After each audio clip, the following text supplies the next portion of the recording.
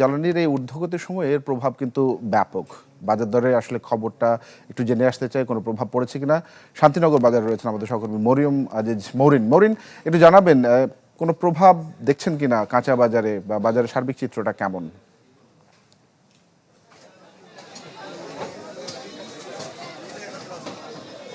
তানভীর, নিত্যপণ্যের দ্রব্যমূল্যের ঊর্ধ্বগতি একটি নিত্যদিনের আসলে ঘটনা, এবং আমরা এখানে বিক্রেতাদের সাথে কথা বলছিলাম যে আসলে সবজির বাজারের অবস্থা কীরকম।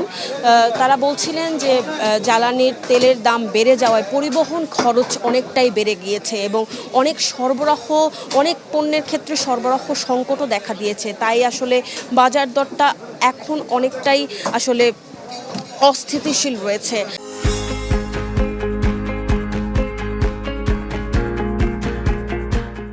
আমরা যদি আপনাকে একটু সবজির বাজার দেখাতে চাই, এখানে সবচেয়ে বেশি যেটি দাম রয়েছে বেগুন, করলা। বেগুন বিক্রি হচ্ছে আকার ভেদে 80 থেকে 120 টাকা কেজিতে, করলা বিক্রি হচ্ছে 120 টাকা কেজিতে, এবং আপনাকে যদি বলতে চাই পেঁপে, যেটি সারা বছর 30 থেকে 35 টাকায় বিক্রি হয়, সেই পেঁপেও বিক্রি হচ্ছে 50 থেকে 60 টাকা কেজিতে। লাউ প্রতি পিস বিক্রি হচ্ছে 70 টাকা কেজিতে।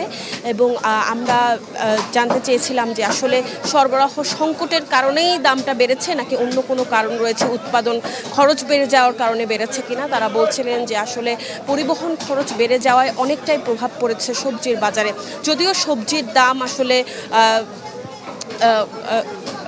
বোঝা সম্ভব নয় কখন বাড়বে কখন কমবে, তারপরও এখন আমরা ক্রেতাদের সাথেও কথা বলেছি। তারা বলছিলেন যে আসলে দাম বাড়তি সবসময়ই থাকে, গেছে রমজানেও আসলে দাম বাড়তি ছিল, এখনও দাম বাড়তি। আসলে তাদের স্বস্তি কবে ফিরবে তারা নিজেও জানছে না, এবং বিক্রেতারাও বলছেন তাদের পাইকার পর্যায় থেকে বেশি দামে সবজি কিনে আনতে হয়, সেই কারণে তাদের আসলে উপায় ছাড়াই আসলে ভোক্তাদের কাছে বেশি দামে বিক্রি করতে হয়। আপনাকে যদি আরেকটু বলি যে গ্রীষ্মকালের মুখরোচক আমের দেখা মিলেছে বাজারে। আমের দাম 120 থেকে 130 টাকা কেজিতে বিক্রি হচ্ছে।